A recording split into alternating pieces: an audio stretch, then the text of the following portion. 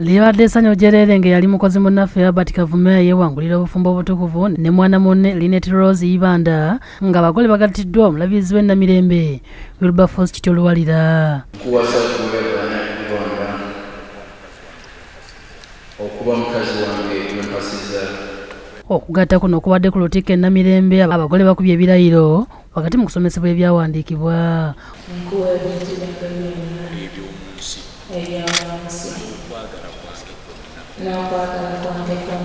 Omulabizi Luwalira abakubirizza okubeera obumu n'okugumira embeera zonna basobole okuvvuunuka ebiviirako obutabanguko mu maka.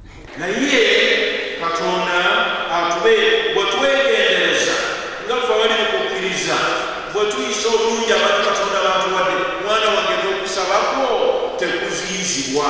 Abagole batadde emikono ku mpapula ezibakakasa mu bufumbo bwabwe ne bayeebwa satifikeeti ebakakasa nti bagattiddwa. Oluvannyuma basembeza abagenyi baabwe mu kibangizi kya St. Kaloli Lwanga Egaba ng'omukolo gwetabiddwako abagenyi ab'enjawulo okuli n'abakozi ba Bukedde famire. Emperekeze ziyingidde ekidaala wakati mu mazina nga bo abagole bayingiziddwa omuyimbi David Lutalo nga ne bbandi ya Africa esanyusizza abagenyi.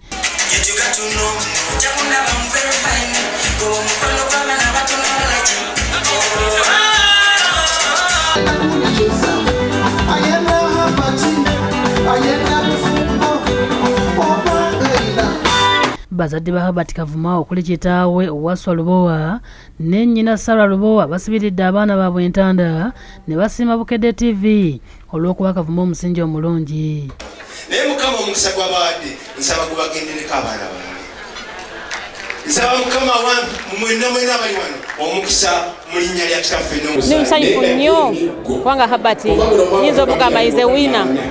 Ate Daniel Ibanda ne Barbara Ibanda bazadde b'omugole omukyala basibiridde entanda abaana baabwe era senga ow'ensonga n'abatonera ekirabo. Bingi byakwata enzira ssente aye kyenina okuwa n'ekigambo kya Mukama kale ndiba wa Bayibuli eno. Sheno Muzatabatte asabye Bakavuma okweyisa ng'Abafirika wadde nga babeera mu Amerika. Kubanga mujja kuba mweteekamu ekitali kyammwe bufumbo mufuulemu Bufirika mutambule ng'abafumba Abafirika. Leonard, his parents, mostly the mom, dad, they've been so nice to us for everything. Oluvannyuma basaze keeki ne bagabula abagenyi baabwe. Mu ngeri emu ne munnamawulire Charles Muvawala yakubye mwana munne embaga Barbara Nakiboole nga bagattiddwa ku lutikko e Lubaga. Abagole bombi babeera mu ssaza lya Boston mu Amerika. Oluvannyuma basembeza abagenyi baabwe mu Homa Showgrounds e Lugogo abagole gye basalidde amazina.